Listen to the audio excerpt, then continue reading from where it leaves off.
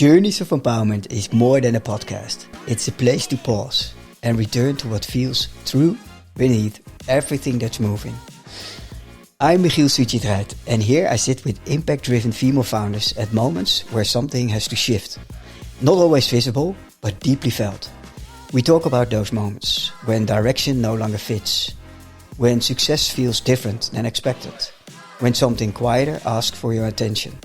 Because clarity isn't something you have to force alone. It often begins in a conversation, hearing something you've sensed, but couldn't yet name. So as you listen, notice what resonates. See what opens or becomes a little clearer. Rebellion does not always shout. Sometimes it quietly refuses to accept what everyone else has normalized. In this very first bi-monthly Rebellious Female Founder Perspective episode, I sat down with Vassia Sarantopoulou, therapist, founder of AntiLoneliness and the Therapy Business Circle, and someone who is no longer willing to practice inside a system that forgets the human it was built for. We explored what happens when therapy drifts away from connection into protocols and procedures, and how that shift begins to shape both the therapist and the person seeking help. What it really means to take responsibility as a practitioner, not just training, but through your own depth of self-awareness. The gaps in supervision and the personal therapy that quietly affect the quality of care, and the tension between systems under pressure. And the human need to be seen, not managed. One sentence stood out. You cannot help somebody go deeper if you haven't gone deeper with yourself. This keeps returning. Care without awareness slowly loses its humanity. Let's walk into it. So welcome, Vassia, to Journeys of Empowerment. Hello, nice to see you again. Yes, again. Wow. So the reason for me inviting you to this conversation, a starting point was in our accountability with once a month accountability chat, in which we go through what's working, what's not working, what is draining energy, and all types of accountability related stuff. And we stumbled upon something which made me utterly curious, and that was your sort of vision about therapy, and which is in the undercurrent of what you're doing. And you felt you're feeling an urge to do something with it, for it. And I've written it down in a clear line. It's about the gap between becoming a therapist on paper and truly embodying the role in practice. And that made me curious. I thought like, hey, but it's knowing you with such an amount of energy and drive to do good. Also, there is a sort of rebellion in you, and that nudged me to this podcast, to a bi-monthly Rebellious Female Founder Perspectives podcast series. And you are my first guest, and the central question for this conversation is, what is the change you would love to see in your profession and or domain? And by that we will flow through 3 different layers. And the layers, and here it comes, it's new, so also for me. So what are you seeing in your field today that others may overlook or accept? And the second layer is, what do you believe is missing or misaligned beneath the surface? And the third layer is, what do you see change you called to stand for, and what it would take to move towards it? Those 3 layers we will go through our conversation. And you are the first rebellious female founder sharing your perspective. So welcome to Journeys of Empowerment. Thank you for the invitation and for the title of Rebellious. Yeah. Is it resonating, or is it making you rebellious? I'm not a rebel. I don't know. I don't consider myself a rebel. Of course, I have some frustrations like everybody. I don't consider myself that I'm going against the system. But I still advocate for a shift. I still cannot accept that things can stay like that. It's not enough for me. I've looked it up. Yeah. What is the sort of common definition of rebellious? Rebellious, a desire to resist authority, control, or convention. In my interpretation, I would love to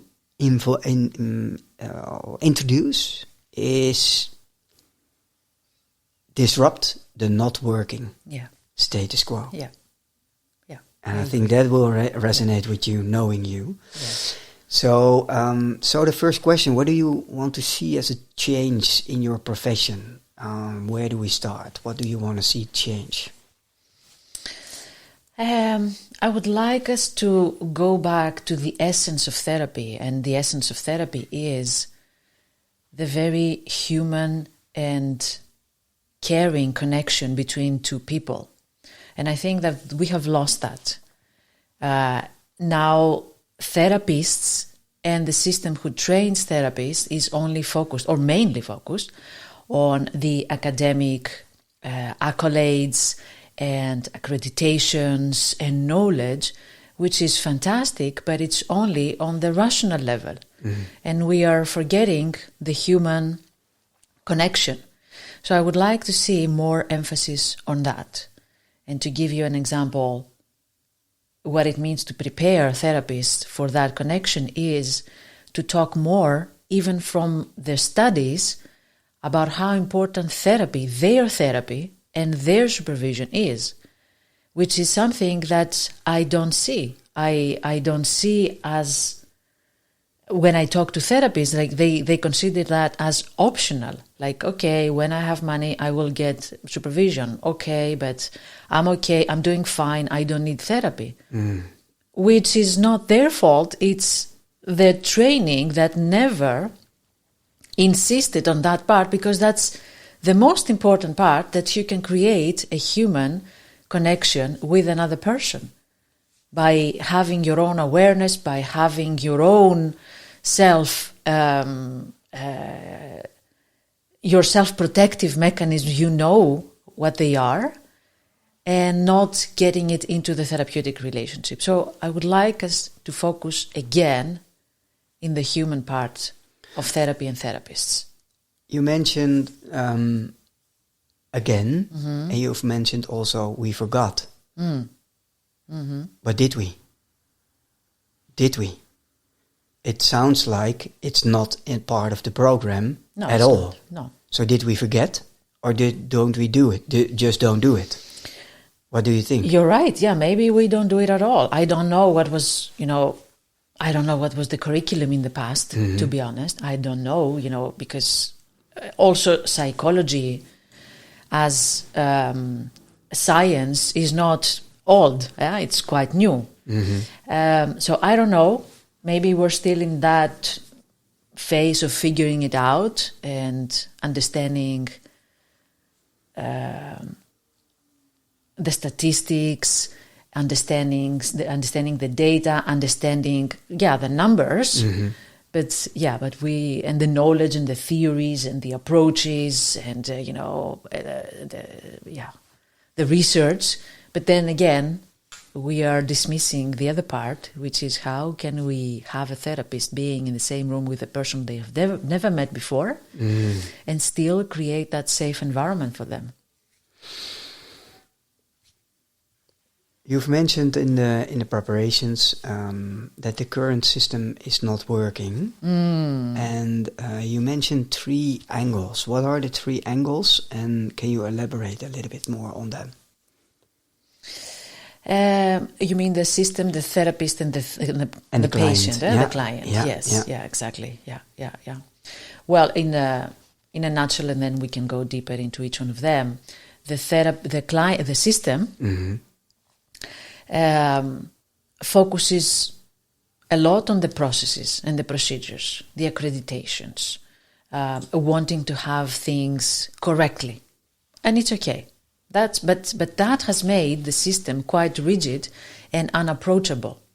Like, in order for now to get an appointment To see a therapist, you have to go through the GP, Yes. and the GP has to refer you. And then they have to check their availability. Their availability, of course, is very scarce because there are not a lot of therapists, even though mental health is on high demand. So then their waiting list of 6 to 12 months to start the process, not to get the treatment, just to start the process. I've had a client who had to go through the system, and she said, I was waiting for 6 months to get the intake, and then after the intake, I had to wait another 3 months for me to start my treatment. And if you are suffering with severe mental health conditions and symptoms, that is cruel. That is something for me that is merely unacceptable for the system to treat clients like that. I had a client many years ago who was coming all the way from Groningen because there was no available therapist according to her search. I cannot say that there was nobody, but she searched and she couldn't find. She went to her GP. The GP said you have to wait 3 months. And she was so severely depressed to the degree that she was also very close to risking her own life. So she came to me, and she was coming every Sunday because there's no way that you can travel from Groningen to Leiden 3 hours and 3 hours back in a working day. So I was working on Sunday. She was coming on Sunday to meet me. And I was like, that's not possible. That cannot be the only option. So I went to my own GP and I said, what is happening? Is that possible that this woman has only one option to travel in order to see me? And I mean, my GP just shrugged her shoulders and she was like, yeah, that's the system. and that frustrates me, Michiel. I see. It's obvious. That is so inhuman. I mean, we're talking about care, and there's nothing caring about that. We're talking about care, and there's nothing caring about that. Just the GP shrugging her. She didn't even pick up the phone, to contact somebody and say, hey, what's happening? What are the alternatives? Nothing. She just said, yeah, it is what it is. No, it's not what it is. That's a real status quo, accepting the status quo kind of stance, right? That's frustrating. Yeah. And this is from the system level perspective. Yeah. Before we go to the client perspective, I would love to go from the therapist experience and perspective. Well, many things that come to my mind. Like one, for example, it can be, again, the focus on the theories, the focus on knowledge, that there's no emphasis on getting your supervision, getting your own therapy. They don't even know practically what it means to be a therapist. What's the identity of a therapist? I remember when I was having interns at my practice that part of their internship was to have a client for a set number of sessions, and then they would bring their experience from every session in the internship, and we would do supervision there. And there's a guy, he just graduated from his master's, and then he has his first session with a client, and he comes back and he says, I didn't know what to say. So he talked about his problems, I talked about my problems, and then we had a conversation. And I say, sorry, what? So, excuse me? And nobody has talked to this guy, to this psychologist, that we don't talk about our problems. This is not a coffee chat. This is not a 50-50. No. The boundary is very clear. Nobody talked to them about what's the first session, what do we say, how do we behave, what are the boundaries. Nada. So that's why I say, we're lacking essential knowledge about what it means to be, and this is not this guy's fault again. No. It's a system level, He educational level. Yeah, exactly. Educational level. Yeah. And I remember I have done my bachelor and I have done 2 masters in psychology. But also not having this part, or sort of code of conduct, sort of code of ethics? Nothing really like practical. Your first day as a therapist, your first session, the forms you need to send before the intake, the cancellation policies, the privacy policies, the consent forms. Never got this knowledge, and I had my bachelor and my first master in Greece, my second master in the Netherlands, so I tried 2 countries. And it was all theories, and of course practices, on the theories and on the strategies and techniques of specific modalities, mainly CBT, but nothing on the actual real life of a therapist. And I don't blame him, and I'm thankful that he brought that experience into the supervision, into the internship, so that that opened my eyes. I'm like, you're right, it's not your fault, but nobody taught you that. But if you aren't taught in your masters and all your study, where does your knowledge come from then? Well, I think that the system expects that you're going to learn that from supervision or from real life. You're going to throw yourself in the deep waters and then you're going to learn. But how did you learn? Me? Yeah. From exactly what I said, supervision and real experience. Okay, clear. So that helped you to become... Exactly, but I knew that I needed to have supervision from the beginning. Why did you know that? I don't know, because I felt like I don't know what am I supposed to do. It's really like random decision making. You're not sure whether you're going down the right way or not. Very insecure, so you definitely need supervision. Like the theories and the protocols that we learn at school or in university, they just apply in a very generic way. Every human being you have in front of you in therapy is a completely different, unique experience. You cannot just wear a protocol one size fits all. Exactly. So you're going to meet different resistance, you're going to meet different challenges, you're going to meet different reactions, different coping mechanisms.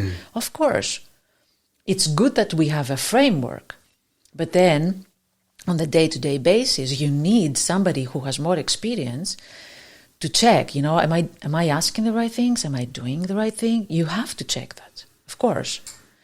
But again, that's not something that we're being instructed in a university. Like, you have to start supervision even before your first session.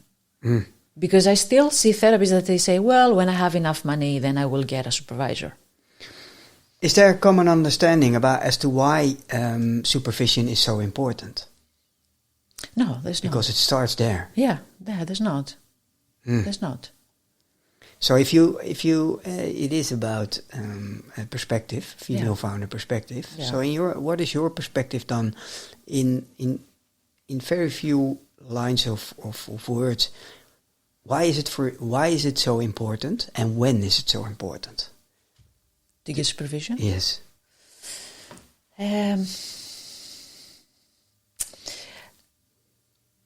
It is important for 2 main reasons, one for the client and one for the therapist. One for the client because you get to check with your therapist whether you're doing the right thing, whether you're taking the right approach, whether you're missing or not something, an important conversation or an important element in the client's treatment or healing. So it's good to check whether you're heading to the right direction, but also it's good for the therapist because, as I said, we will doubt every single second of our existence as therapists because, again, every client is unique. We struggle a lot from imposter syndrome. Like we think that we don't know enough and we should have known more, which is only partially true. You don't need more knowledge because, again, we're on a rational level. You just need more self-awareness. So then the supervisor is there to hold the mirror when we are scared to try something, like, why are you scared? I will give you the tools, says the supervisor, for sure. I will give you the theoretical and practical insights, but why are you scared? What happens with you when you are in front of the client and you get to feel as an imposter, to get what your inner critic is saying? So it's not therapy, but for sure the supervisor is holding the mirror and, mentoring the therapist. The first step is awareness. So being aware why it's important. Let's say everybody understands perfectly well the why and the importance. Yeah. Let's say everybody understands that. Yeah. What would be the possible next obstacle or hurdle to take in order to adopt, embrace supervision on a broad scale within therapy? Obstacle. What's in the way? And I'm challenging you deliberately, of course, because we know both the answer, but are we willing to say? That's a lot of pressure. I don't know what you know, but I'm going to say two things. One is practical, like the money. Again, the financial aspect. They would say, but I haven't had any clients yet. How can I pay? But is it really about the money? No, it's not about the money. Now you get it. Now you get So it. now I go to the second one, which is, it is challenging to be challenged, because your supervisor will challenge you. You might go into the supervision looking for tips. Give me the exercise. Give me the strategy. Give me validation. Give me the validation. Give me the 1, 2, 3 steps that I need to do. Exactly. But that's not what the supervisor is doing. The supervisor is training you so that you can find the answer yourself, so that you can be mindful, aware inside the session and find the answer yourself, so that you can help your client find the answer. It's the same thing that we do when our clients come and say, can you help me? Can you tell me what I need to do and I will do it. But that's not what we do. We don't tell people what to do. Is that also what you had in mind? Yes. Okay. And that's why I was a little bit poking, because ultimately I don't believe it's about the money. And then if you find it very interesting and your profession very interesting, then just borrow money, but make sure that what is important, you get it in place, right? Now But it pays off. Yeah, it pays off, and also for yourself, but also for your clients. Yeah. Now, and that is what I truly believe. But if you think about the mentoring part, so and forgive me my ignorance, and of course I'm also asking these questions for my audience.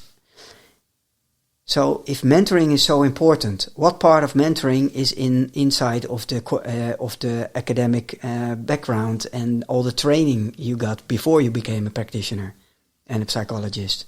So, is there mentoring, and is it supervising or enough emphasized during the course? Do people really understand why, but also how to be a mentor? So so we get reversed mentoring already in the study. Yeah. I don't know. I don't know if things are different now, but I don't remember. I haven't heard my colleagues who have just graduated saying that they got enough mentoring or enough supervision. There must be part of the curriculum at some point where they need again to have a client, and they bring it into the class, and then they get supervision. But from my experience, I remember that this was done very superficially, very like just a 10-minute conversation, and ticking then the box and then moving on. Again, focusing on the skills, on the techniques. So nothing deep and substantial. That's from the therapist experience. Of course, we touched upon a little bit also on the client-patient experience. Yeah. Why is it from the client-patient experience so important? And what is wrong there then? The client? Yeah, from the client perspective. The client perspective, yeah. I think what we said before about the being treated as a case, as a number. I remember that I met another therapist in one of my trainings, and I've chosen very deliberately the path of having a private practice, which means that I can arrange my working hours, my working days, when I see my clients. Of course, that's the flexibility and the freedom that we have in private practice. But she chose to work in a clinic. And in there, because of course they refer a huge amount of people, then she had to work 8 hours back to back, seeing clients, and of course a lot of administrative reports. So I met her after she was hired there, and I said, "How are you doing? How is it going with your practice, with working at the clinic?" And she said, "It's going really well, but I'm really exhausted. I get to see 18 clients a week." And I said, "Oh, 18? Oh, that's okay." No. 80. And I said, "What do you mean 80? That's not, I cannot do the math. How does 80 fits in a week?" So imagine this human being, this therapist who gets to see 80 people a week. I don't know if it's a week or I don't know if it's 2 weeks, but she gets to see 80 clients. Different I don't contexts. think that she remembers anything not. about anything profound about these 80 people. I don't think that her nervous system is regulated enough so that she can go and create a safe space for them to work on the things that they have to work. I don't think that the clients also feel seen and valued by this therapist, because she's just checking the clock to see what's the next one and whether she can do the work in 45 minutes or I don't know how much time she has. Can you imagine also flip it around for the patient's experience? Yeah. They will feel that. They will notice it. Of course. They will feel the rush. But that's why I say they are being treated as a case. As a number.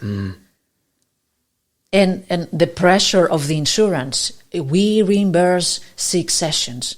So then the therapist says, "Oh my God, I have to change this person's world in 6 sessions because then they're not going to come back."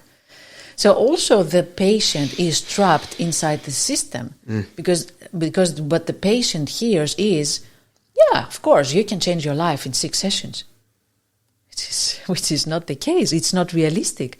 Just because the system wants to reimburse 6 sessions doesn't mean that you can change your life in 6 sessions.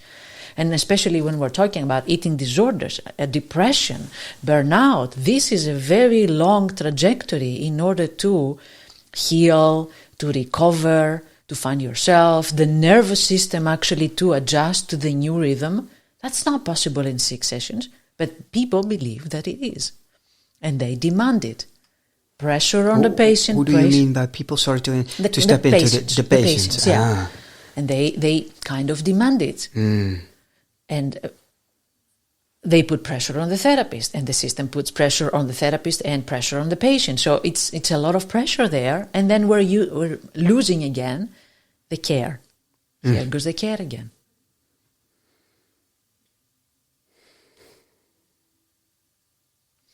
So yeah, there's a lot of waiting time.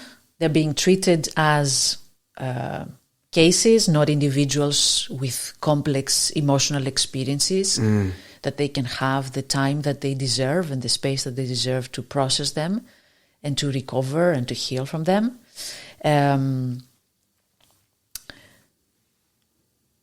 There's also the overdiagnosis.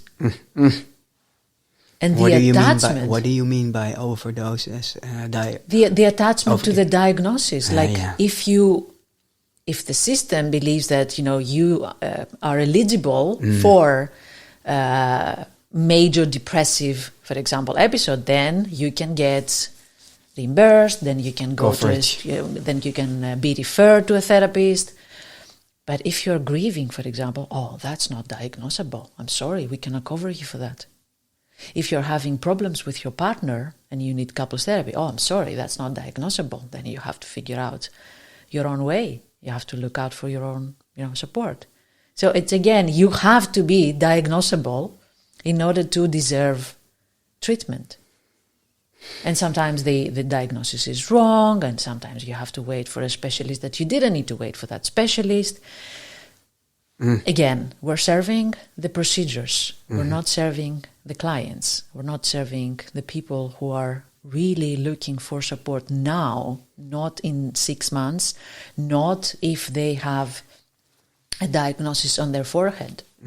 No, but also it sounds for me also more symptom focused than really root cause, because there's no time, there's no real connection. Also, what does it mean for the real deep connection, which, in my opinion, my humble opinion, is needed in order to get to a level that there's trust and there's a sort of resonance between two people where therapy actually get a fair chance. What do you think this system sort of challenges has on real connection between the therapist and client? What do you think? Is there a correlation, or is there a cause? Is there a sort of the human disconnection maybe? Yeah, that doesn't help with the connection for sure. If it's too rigid, if the therapist faces too much pressure, if the client has to wait, I think eventually all three parts end up feeling very hopeless and helpless in there.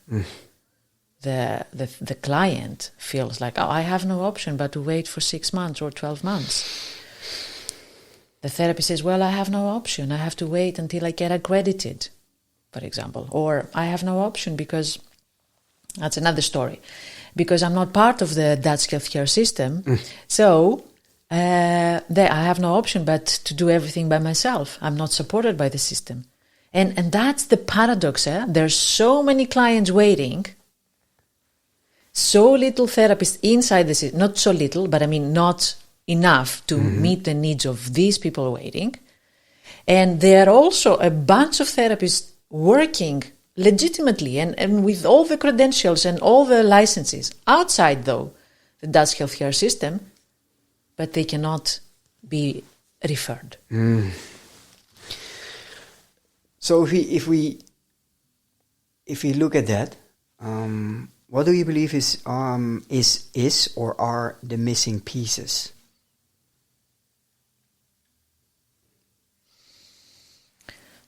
Many missing pieces. I think starting from the therapists,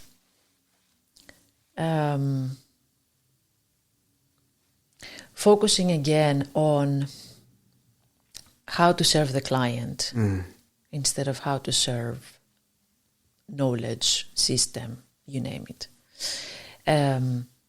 Which means that focusing on having their own therapy, having their own supervision, not being focused so much on the titles and the accreditations. Because also our clients don't know what these accreditations means. They just see a bunch of, capital letters after your name, like LSMV and and MSc, and they don't know. And there's even a very big misunderstanding. Like when you see, for example, that a therapist has done a PhD, you might be like, wow, this must be a really good therapist. But there's also really high chances that he has never stepped into therapy room. He has immense knowledge on a research level. But never on the practitioner level. But never on the human level, on the connection. But then the client doesn't know that. They believe, PhD, probably he's the best. I'm going to be treated by a PhD. Again, therapy is not about the knowledge. Therapy is about the emotional connection that the therapist has within themselves, and then they can create it in the therapy, in the therapeutic relationship, so that they can instill it to the client, so that they can help them connect with themselves. You cannot help somebody swim if you don't know, if you've never stepped into the pool or into the sea. Sounds logical. Yeah, right? So they have to first start swimming themselves so that they can, in the therapy, they can explain how to swim, and then they encourage the other person to just go and swim with the knowledge and the bravery to do that.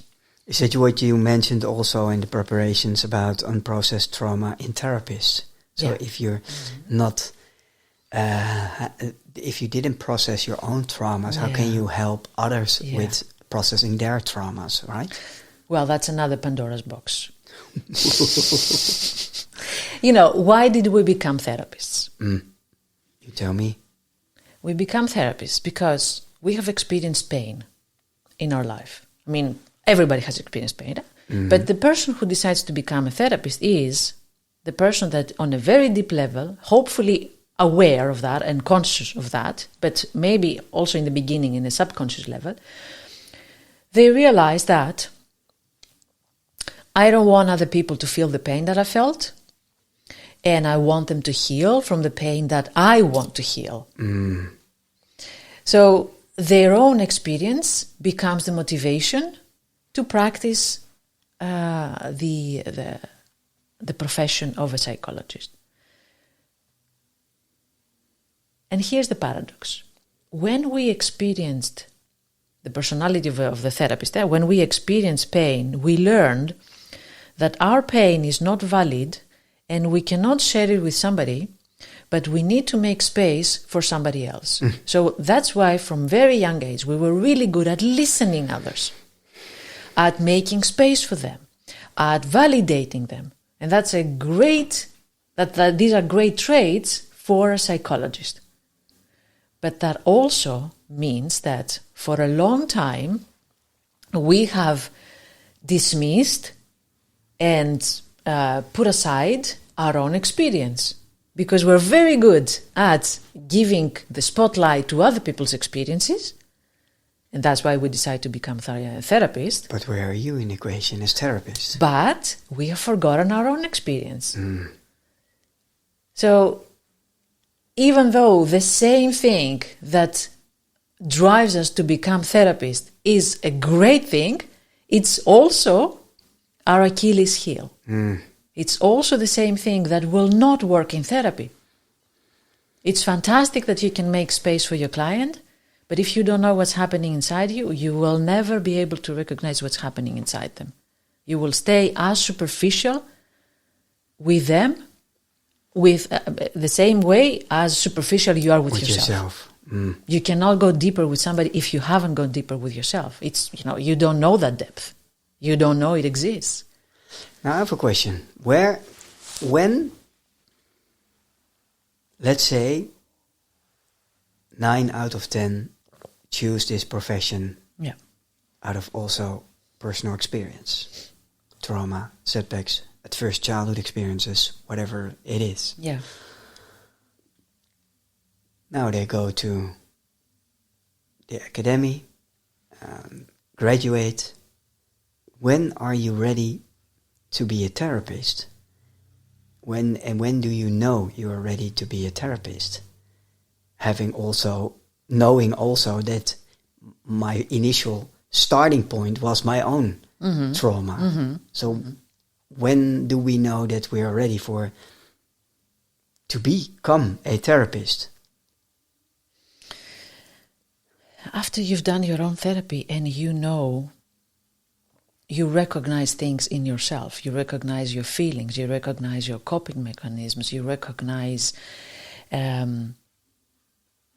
your direction, where you want to go, you recognize the healthy from the unhealthy. When you recognize all these things, not when you're perfect, not when you have your life put together. It's not about the external experience, it's about the internal experience. When you recognize on which way you're speaking to yourself, you recognize your compassionate side, you recognize your critical side, you recognize every little aspect of your emotions, you can regulate yourself. So in my, what I always say is there's more space between stimulus and response. And in that space, we're able to pause, reflect, choose deliberately. Yeah. And that's why I believe that therapy should be mandatory in the curriculum. Mandatory. You need to have at least the last year of your before you graduate of your studies, the last year doing therapy. Not only to understand yourself and awareness, not only that, but actually to know what your client is going to experience. You have to sit at that chair before you sit in this chair. That's why they go in a session, like in the first session, and they don't know because they have never experienced both sides. But you have to sit at that chair of the client so that you can understand what is he going to think when he will have you opposite you. To me, it's very obvious that it drives you and it frustrates you. It's obvious. What? The whole system, yeah. Client, therapist level, the 3 layers of what's not working, the missing piece, so what's really missing. And what does this all create? For me? Yeah, what you've mentioned also, you've mentioned the broken a broken ecosystem. You've mentioned also a care delayed and diluted, and distorted. But also one thing got me very curious. Also, is you mentioned also in our preparations ethics. Compromised. To not jump into assumptions and conclusions, what do you mean by ethics and why are they compromised? How and why are they compromised? Again, on the therapist level, we don't focus so much on the ethics. Like, as I said, boundaries, or what is the identity, what is allowed, what is not allowed. As I said before, the example, you don't talk about your news, about your life with your client. I've heard, and that's the part of my frustration. I've heard so many stories that I'm like, that's impossible. That cannot happen. I had a therapist tell me a story about her internship in another clinic where, she was not an intern there. She was actually a client in another clinic. And she told me that her therapist brought her into contact with her family and her kids so that they could start socializing because the client felt lonely. That's one of many. Don't look at me like that. I am the messenger here. That's one of many. We don't know the boundaries. We don't know what is allowed as help or not. The boundaries are violated daily. That's why you see so many series and movies where they depict therapists as people who violate, like they date their clients, or they abuse them, they shout at them, they say mean words to them. Probably you've seen movies like that. You see that it's not a lie, it happens. So because we put so much emphasis on the knowledge and look at how many degrees I have, but I don't know how to be human to human. How much is feeling the urge to be a savior playing a role into this? For the therapist? Yeah, definitely. Definitely a big one. And that also is part of the identity that we said before, the identity of the therapist. Like, I've seen many of the people that I've worked with or not worked with, like just I meet in random environments, that they even treat therapy as a philanthropy. Like, oh, it's a pity, I don't need to take money. I will offer my help for free. But that's a job. That's not philanthropy. If you want to do that, sure, go and, spend money on the homeless people or on whatever cause you feel. But when somebody is making a contract with you to have the therapeutic relationship, you cannot treat them out of pity. And I am the good person and I will save you. That's from the starting point already an unhealthy Exactly. balance. Exactly. There's no balance. There's no balance. There's no balance. And you see them as not your client, that you have to keep standards, high standards in order to meet that client. You see them right away as a victim. As a victim, I'm going to save you. I don't need to take money. Or, you canceled, let's say, last minute. It's fine. It's on me. I don't care. While at the same time, the same client struggles to survive financially. I will sacrifice myself so that you can have a good day today that you canceled. So again, no boundaries, no balance. And that's another thing that is missing from our training. We don't get that knowledge that this is a job. And there is a chance that you might go and work in a clinic. And of course, people will put you into a structure. But also there's a chance that you might go and work by yourself. So this is a job. It has rules, guidelines, legal, fiscal, financial responsibilities that you need to know before you start. You need to make a living out of that. You need to treat people, respectfully. You need to also show your guidelines and to not to demand, but to require also respect from them. You are a professional. For me, and that's what you can observe about my whole body language. I almost found it very difficult to believe. I believe you, I know you, and I believe you. But I'm like, okay, but for instance, take the drama triangle. And put yourself as the therapist into the drama triangle. Which role are you going to fulfill, right? The victim, the prosecutor, or the savior, right? Why don't we have these kind of simple but profound mirroring and awareness conversations and in an early stage and repeat it and make it more, and also practice it and role play and whatever, but to make sure that it's a part of the curriculum during the whole 3, 4, 6 years, whatever. Yeah, that would be great.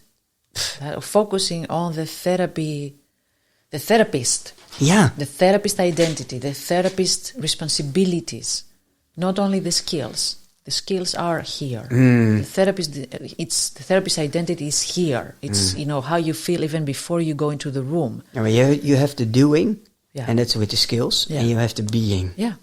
And the being, that's not in the curriculum. That's not, Let's figure it out yourself. And there are mentors, and but you have to figure it out yourself. Yeah, exactly. It's also not mandatory. Question: is it mandatory? To do what? To do the supervision and... No. It's not mandatory. It's not. No, it's not. Of course, it's in the ethical code. You have to do it. It's to serve your client ethically, but it's not a sort of CE points and you have to credit it and then, okay. No. Interesting, yeah. And many times in the supervision that we do inside the therapy business circle, I see therapists with still unformed that therapist's identity. So they ask me questions, for example, that say that, my client wants to work on this thing, but I don't see us going anywhere if we work with that. So I don't know what to do. So you understand there that it's the client leading and the therapist just following. So then the question that I always ask them is, you as a therapist, what is your professional opinion about that? What do you believe?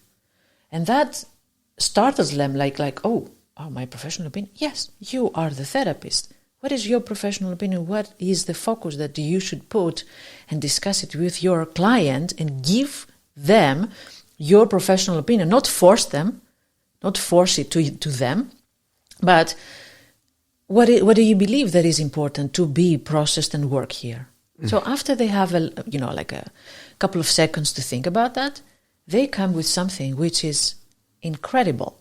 It's exactly what the client needs. It's exactly how the next step that would really get them unstuck from there. And the therapist was holding it inside them, but because they don't see themselves as somebody who can put themselves into the conversation and say, well, that's what I believe as your therapist, as a professional, just because they don't believe that, they don't say it. So when I give them, the permission, what is your professional opinion? You are the therapist here. They allow themselves to see that, and they allow themselves to go back and say, well, actually, I hear you, and my professional opinion is that we should work on that because it is related with what you're saying, but it's even more important. And then, of course, it's the client can see that. The client can see the value, can see, oh, yeah, I didn't know that. I didn't have that insight because, yes, you are the therapist. You are supposed to have these insights. So it's a very important question. I always ask that. One last part is the unsafe therapeutic spaces. We've briefly mentioned. What do you mean by that? When is it unsafe? There are cases that, as I said, very clearly unsafe. When you have your therapist bringing you home, socializing with your family, with your friends, dating you, clearly, unethical and boundaries. Yeah, it's true, it has happened. Trust me. Yeah, but not end. No, I don't know. I mean, okay. Who can stop them? If they are dating them, who can stop them to bring you before the dating into the party with the family? It's, yeah. But, so we have the clearly unethical boundaries. And we also have the unsafe space where the therapist is not able to go deeper to understand the resistance from the side of the client and might either do not bad job, but more like lead them to the wrong direction and then reach an impasse where they cannot go further, a deadline that they cannot go any further. And then they will feel like, oh my God, I've done everything. It doesn't work. And then they might dismiss the client too early. Or even the client might leave because they can understand that this doesn't go anywhere. So if you have, for example, somebody who is a client who is avoidant, who's very intellectual, who's very talkative, and the therapist also slips into this avoidance, and we're talking about the weather, we're talking about your achievements, we're talking about, facts. Blah, blah, blah. Blah, blah, blah. But without going into the surface. So you have two people avoiding the elephant in the room, avoiding the real conversation, avoiding the real emotional processing that needs to happen. So that can be an unsafe space because we're not doing the work there. I'm just validating you and I'm giving you space to talk and explore your intellectual endeavors, but you didn't come in therapy in order to convince me that you're smart. You came to therapy to work on the emotional intelligence, on the emotional awareness, on the emotional regulation. Why do you need to talk so much? So that you can feel calm and safe and seen and accepted. Does it always work? Maybe it doesn't work. And maybe we need to find different coping mechanisms. Instead of you talking, and in some cases you being exhausted and struggling with overthinking because of the over-talking, or maybe the people around you are struggling because they cannot connect with you when you're talking and you're telling stories for hours. So then when two avoidant people, they meet, again, what we said before, they will just stop at the depth of the therapist. If the therapist hasn't gone deeper, then this is sort of plateau. It's a plateau, yeah, exactly. And then the client also might go and be like, yeah, thank you. You helped me. I don't see it going any further, but thank you. Now this is interesting. Before we dive into the disruption and the way forward, let's address first the big elephant in this room. What is the big elephant in this room we've discussed? If we have, as the big accepted, because it's a big accepted problem. What is the big accepted problem in a few key words? What is the big accepted problem we need to address?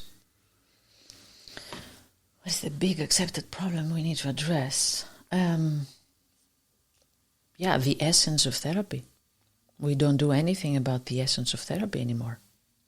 And I'm using anymore as if somewhere at some point it was the case, but again, you know that what I mean. We have bypassed the caring, compassionate, deep essence of therapy. May I add one thing? Yeah. The therapist self-awareness. Yeah, that's part of the essence. Yeah, absolutely. The essence of therapy is therapist self-awareness. Yeah, and proactively. Yeah. And consistently seeking that mirror. Yeah, exactly. Yeah. All right, here we go. And now what? What is the new way forward? If you had a magic wand, what would the few key points would be that we have to, tweak and work on? What would be the path forward? I'm going to use the three aspects again, the therapist, the system, and the client. Yeah. I would start with the client. I will start now with the client, which is that I would inform clients of what is therapy, what they're supposed to find in therapy, because also they come unaware of what they're going to face. They see the therapist as somebody knowledgeable, probably they know best, they're at a loss, they are confused, they already have their own struggles, so whatever you say, I will do it. Especially with a PhD. Especially. So they think that, whatever you say. And when that therapist that is being trusted blindfoldly is practicing in an unethical way, you can imagine the disaster.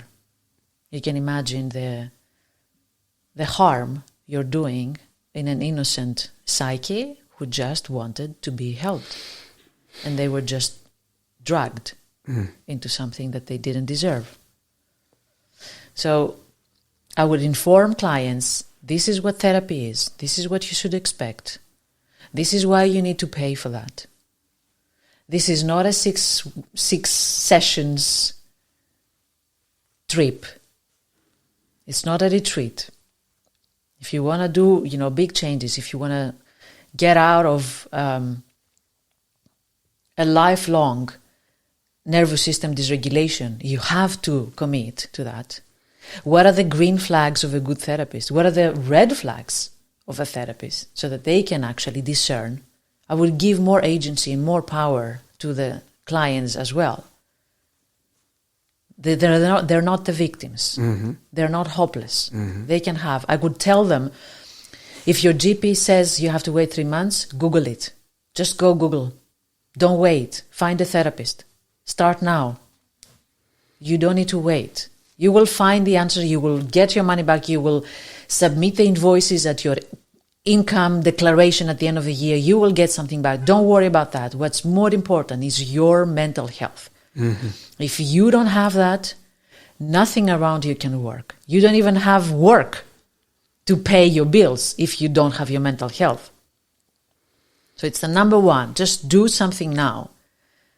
I was talking to a mom that was struggling with her son's ADHD. And again, the system said, we don't have an appointment soon. You have to wait. And they were waiting for 12 months. And meanwhile, this boy was struggling at school. They couldn't follow up. There was no assigned adjusted curriculum for them or way of processing for them or support for them. Their confidence was plummeting because, of course, they were the weird ones or the slow or the fast or the disrupted kids. A lot of fights, a lot of rejection, a lot of shame because we were waiting for the system. So, and also the mom was really helpless because she said, yeah, I don't know what to do. They told me to wait.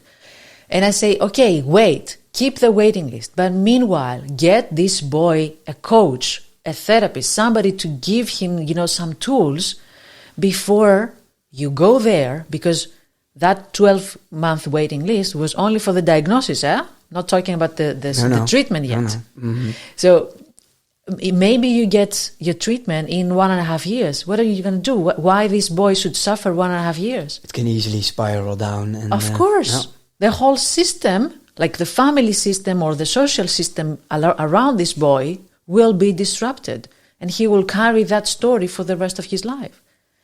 So I always say, keep the waiting list, of course. But meanwhile, get some other type of help. Get another therapist. Get something to support you or the person that you are caring for. Yeah. And give them power again. Give her agency. You're not dependent on the system. You're not a victim. You're not a pawn in this system. And you have to wait. You have options.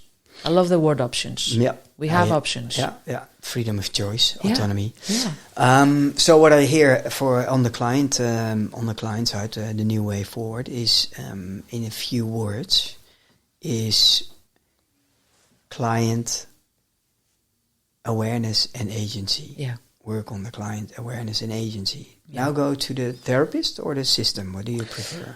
Let's go to the system. Okay. What I would do differently in the system. As I said before, mandatory therapy and supervision already from the study years. Yes. I would start from there. Yeah. Classes on how to start your private practice. What are the legal, fiscal responsibilities you have? What are the forms? Like the practicalities of practice, they know nothing.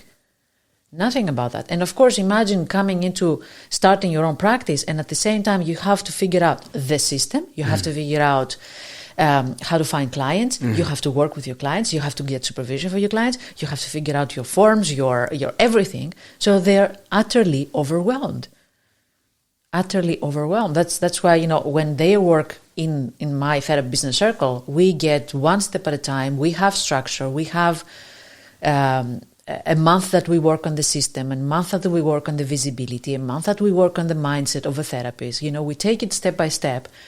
But it serves, I like that I do that I help them, but this belongs 3 years ago when they were studying. Yeah. 5 years ago, 10 years ago, when they were there. Yeah. And to internalize it already. To internalize it, yeah. Yeah.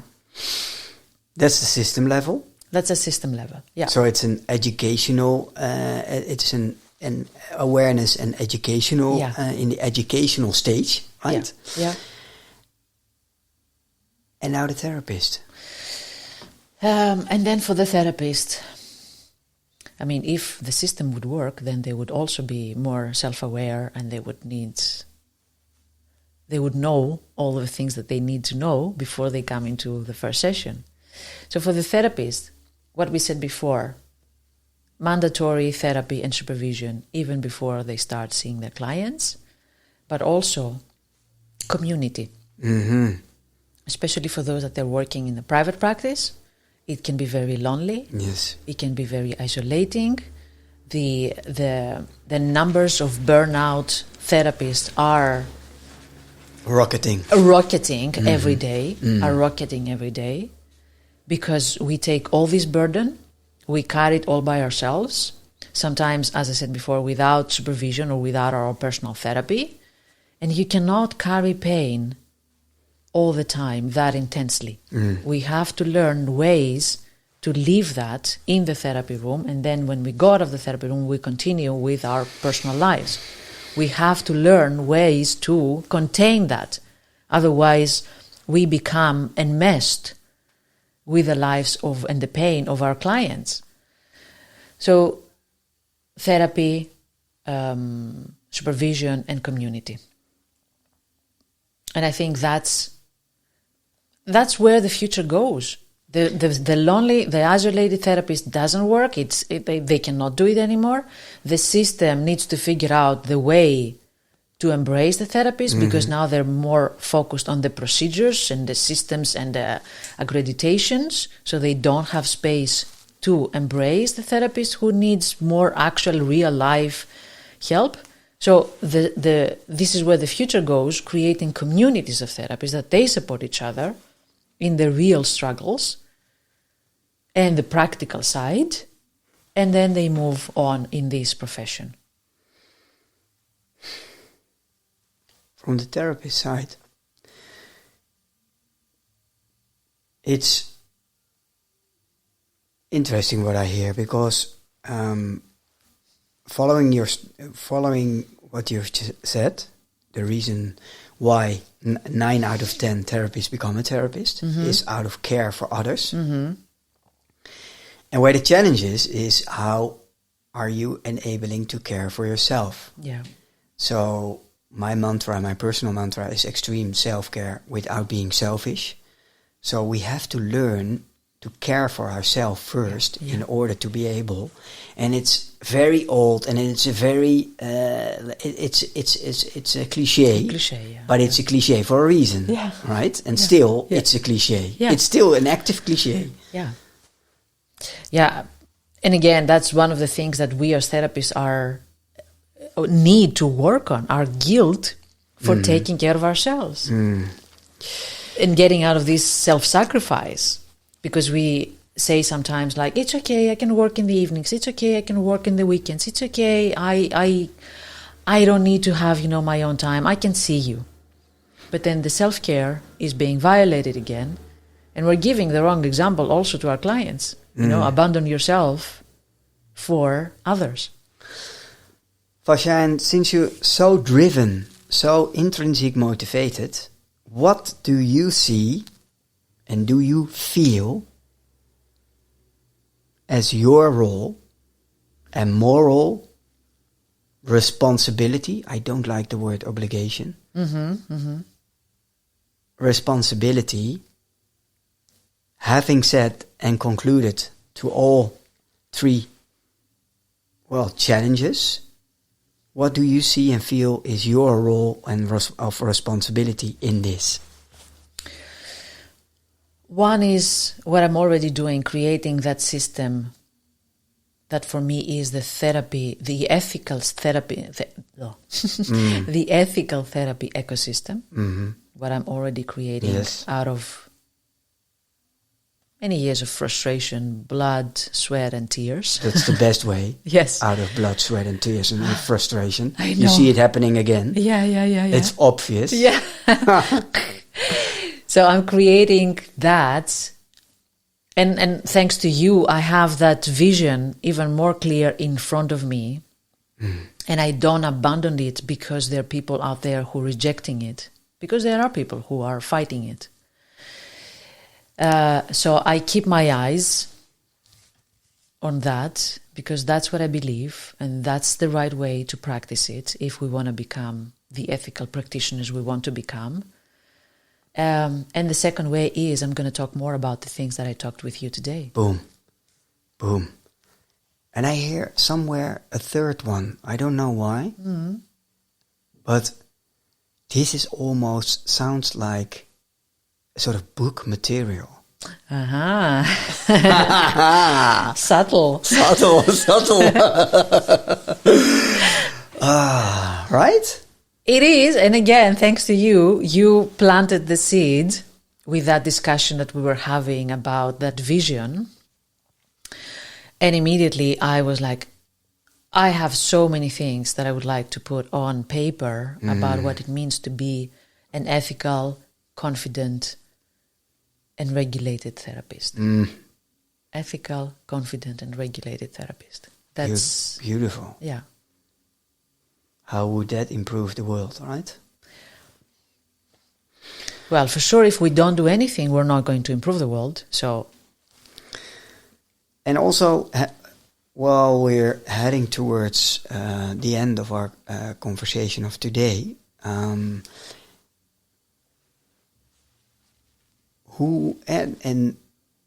also with this conclusion and what your role and responsibility would be in it, if we can almost determine who needs to listen to this specific episode with all the layers we went through, the different layers of complexity, the different kind of roles involved in it, systemic, therapist, patient, who, if we had a magic wand and we can determine the desired listeners, audience for this specific podcast, who would that be?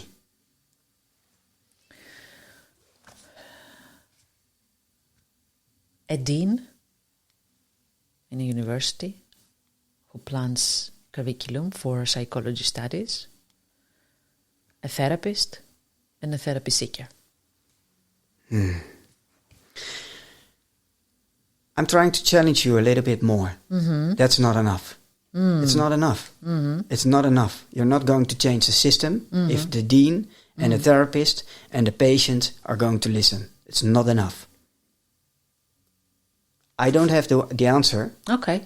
When it's enough, then okay, but we miss. We miss people who are also involved in the system. What about insurance? What about politics? Okay. What about people who are all involved in the system on the macro level, on the country macro level? Yeah. Who would that be?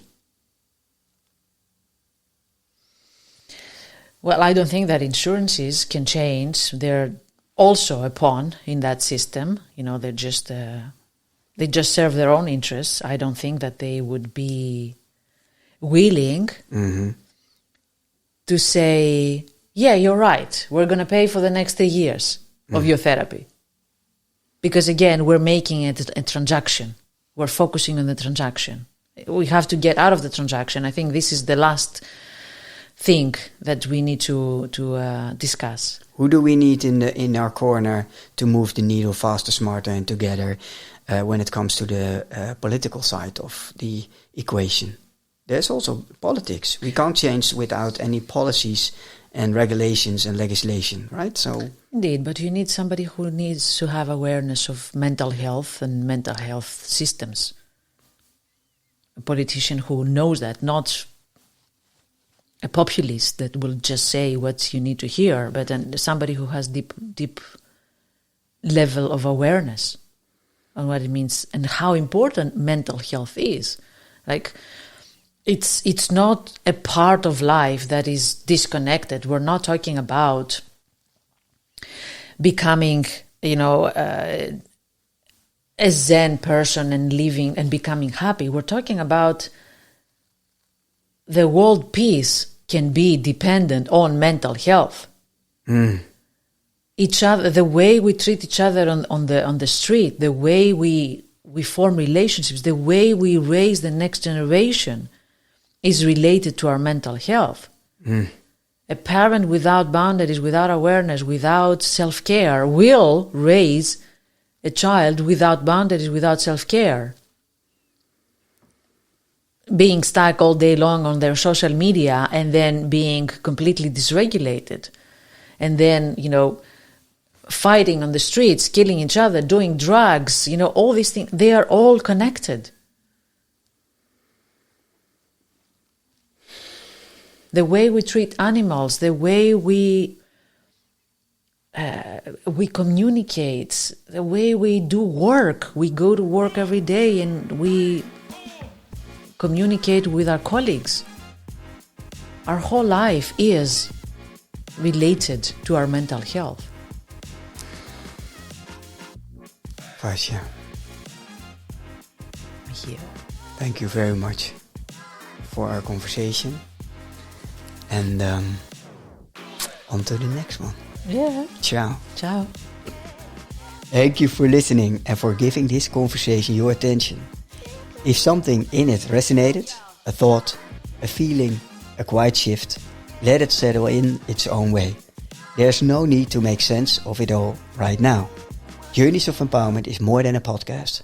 It's a space where stories meet us differently and where something small can ripple into something meaningful over time. And if this episode connected with you, you might pass it on to someone who could use it. That's how these conversations move forward, gently, from one person to another. You can follow along if you'd like to keep listening. It helps these stories reach those who are still searching for clarity, direction, or a sense of belonging. For now, just take a breath, see what remains within you.